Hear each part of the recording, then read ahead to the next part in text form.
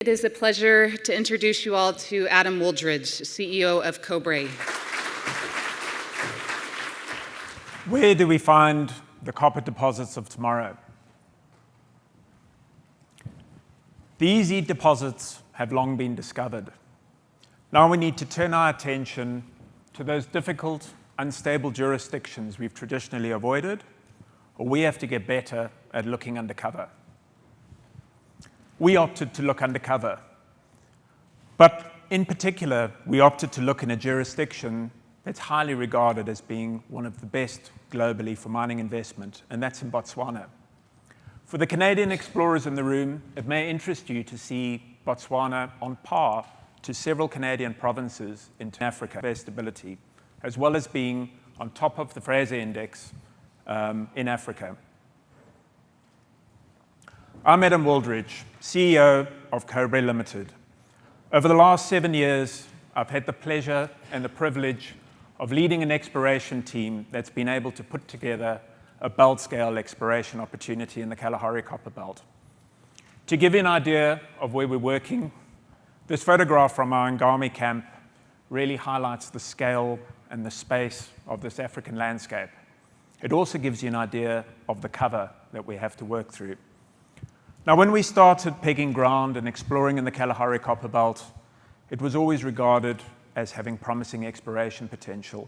It's long been a favorite of the USGS. But it's really been in the last 2 years that we've seen the belt change into a producing copper district. Now we have both MMG and Sandfire resources in production. And this has made our land package hugely strategic. We're the second largest landholder in the belt. Now, despite its status as being a copper producer, the belt still has questions on whether it can deliver a Tier 1 deposit.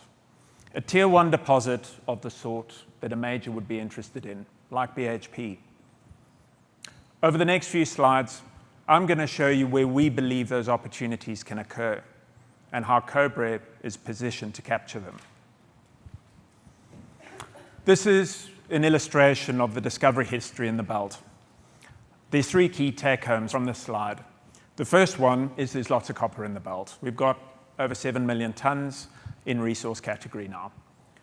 The second key take-home is all of these, or the majority of these, are in areas of relatively thin cover. If you look at the area where the cover is greater than 40 meters, and this accounts for more than 40% of the belt, it's hugely underrepresented. There's a huge exploration opportunity here. The last feature, or the third point, and a key one, and something so common to areas of cover, is the fact that with each introduction of new technology, we see new discoveries.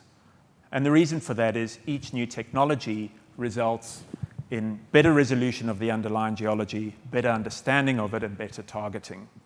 Now, if you want to resolve underlying geology, what better tool than seismics? And these photos are literally from this morning. We started surveying today, which is an enormous opportunity. You know, if you look at seismics, it's typically used by majors at development stages. We're an exploration junior. To be applying this technology here is a huge opportunity. And where we see this opportunity is actually resolving the kind of trap sites where we would expect larger Tier 1 deposits. Let me show you this in a bit more detail in the following slides. Here's a map of the Kalahari Copper Belt in northwestern Botswana. There's one key take-home from the map. If you look at the green dots, which are the known discoveries, you'll see that they all cluster around areas of thin cover. That's the hatched area. We're not finding deposits in the most prospective areas. We're finding them where it was easiest to explore. This firstly leaves a huge opportunity for further exploration undercover. But most importantly, if you were looking at a sedimentary basin and looking for copper, you wouldn't look in the middle of the basin. You'd turn your attention to the margins. The basin margins are where you get the best fluid flow and the best trap sites developed. Now, Cobre have a land position where we've taken a dominant position on both northern and southern margins of the Kalahari Copper Belt. We also see an additional opportunity in targeting these fold closures where the fold's actually still preserved. Now, if you cast your eye across the belt, you'll see that in most of the belt, the folds are eroded away, and you're only looking at the limb features. And that's where you're getting your deposits, most of the deposits in the belt that we know of at the moment. If you can find the fold closures, you could see areas where the mineralization's upgraded and the larger deposits could occur. Those elusive tier 1 deposits, for example. This is why we've moved to seismics. A last and important point is we're already having exploration success in the Kalahari Copper Belt. We've had a number of excellent intersections at our Ngami project. Firstly, proving that the northern margin of the belt is well endowed with copper, but also it's a testament to our exploration team and the fantastic work they're doing, exploring through cover and having success. Cobre are uniquely positioned in the belt to make new discoveries. I'd like to finish off with a few words on our Xplor journey. This has been a fantastic opportunity. The last 6 months has been incredible. It's really given us the freedom to reassess the belt without the sort of market pressures that you get as a junior. It's also given us systems. BHP's mineral systems, for example, has allowed us to assess the belt at a basin scale, at a district scale, all the way down to a prospect scale. And this gives you confidence in your exploration programs. It gives you confidence in where you're spending your money. Lastly, our strategy has changed. We're no longer just looking for short-term windfalls.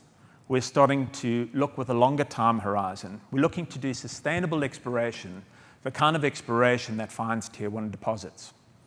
Cobre are uniquely positioned in the basin to make the new discoveries, and we're confident we can deliver them. Our ASX ticker, CBE, we'd like you to join us on this journey. Thank you.